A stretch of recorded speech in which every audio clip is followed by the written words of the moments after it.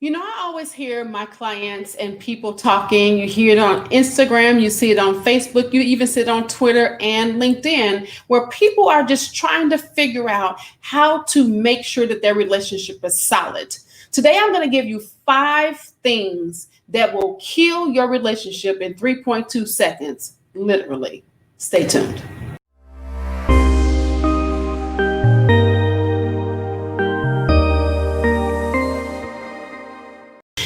In order for you to maintain healthy, long lasting, loving relationships that create a dynamic that you really want to thrive and be a part of, you have to know some of the things and the pitfalls to avoid in order to make sure that that happens.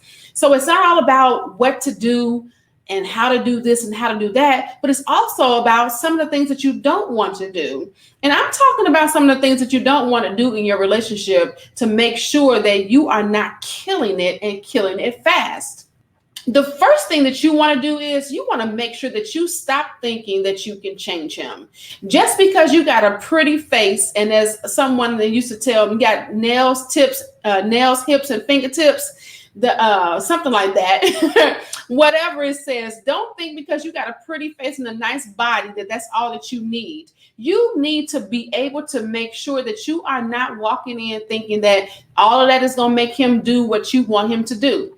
Ultimately, a man is only going to do what he wants to do. So if he's showing you attention, if he's being there for you, if he's doing all of these kind things, it's not because you made him do it or because you've convinced him so much. It's because in his heart, in his desire, in the things that are corely inside of him, he's decided to do so. Yes, you've added to that decision, but you didn't make him make it. So you have to get to the place where you don't think that you can change him. He's going to be who he is no matter what you do. Now, he might die down some things. He may shift a little bit, but the core being of who that man is who he's always going to be. And you're either going to deal with that or you're not. The second thing is you do not want to be in a relationship and you brought a whole bunch of emotional baggage. Don't start talking about your past and what your ex did to you, telling you all of these things about, well, I bet not, he bet not do this, or I bet not have this. And the more you talk about the things that you don't want, that's not going to bring you the things that you do want. You need to start discussing and saying out loud the things that you do want so that you can start to eradicate the things that you don't want. See, what happens when we walk around saying, well, I don't want this, and he better not do this, and this, all of those things make your fuel be on the top of your rocket. And if the fuel is on the top of your rocket and your rocket is upside down, all it's going to do when that fuel heats up and that rocket heats up, it's going to combust and blow up.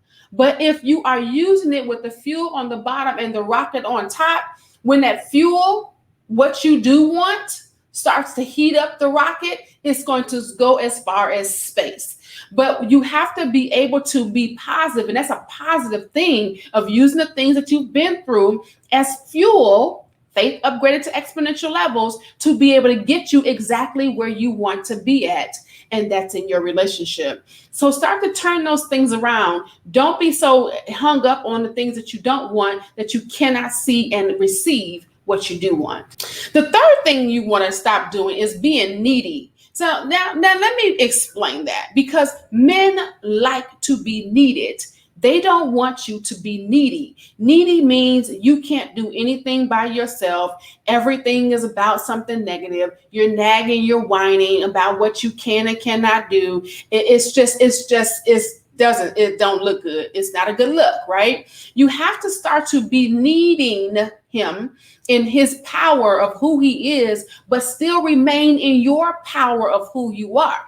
And that keeps you from being needy. Needy looks like you can't do nothing on your own. A man wants and is desiring your independence. He just doesn't want you to be codependent on him. He likes your independence.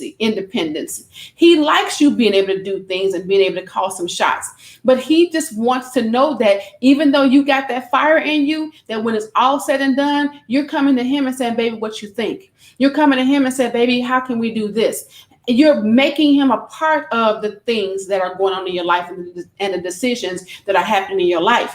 But you haven't relied everything upon him, and you can't do nothing by yourself.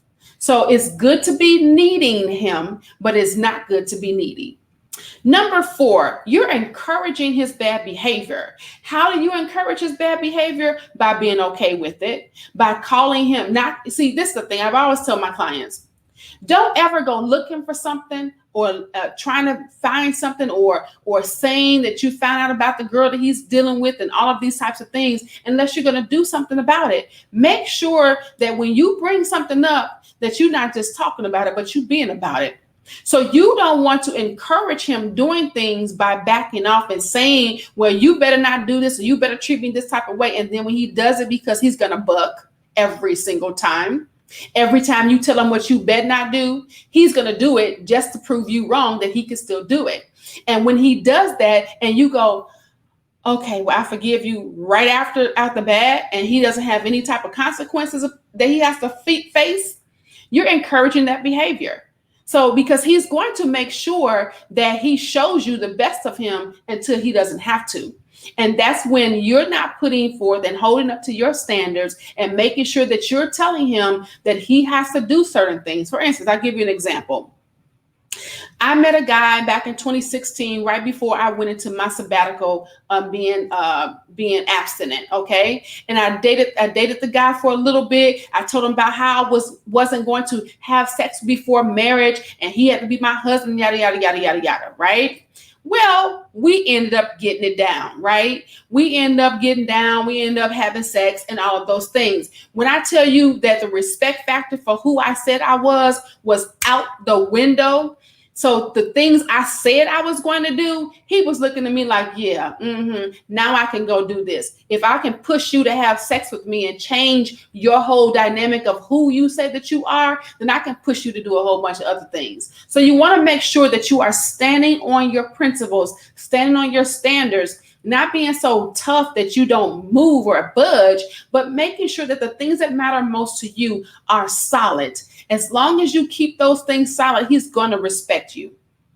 Lastly, number 5, having unrealistic expectations. The first major expectation that people really have on their partner is thinking that 1, they think like them, and 2, they love like them.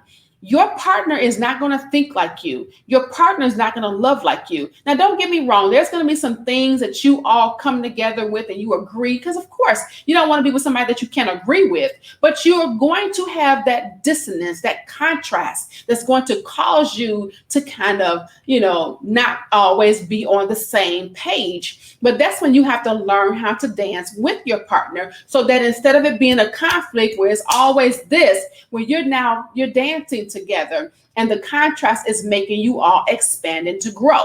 But if you are doing things like you're expecting him to think like you or expecting him to be a mind reader because he's not, or you're doing things that you're expecting him to do and respond the way that you would do and respond, that's going to automatically get him to buck, because he's going to assert.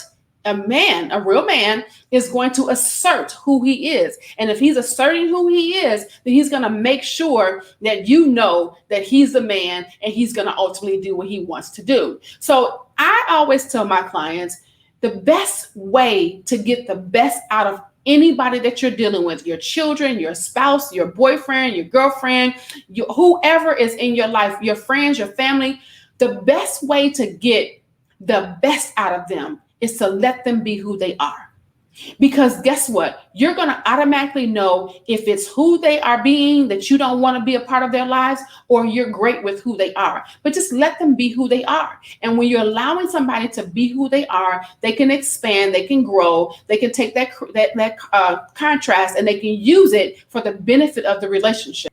and it will help you out and be able to create a dynamic that's going to be healthy, long lasting, and it's going to be exciting and fun.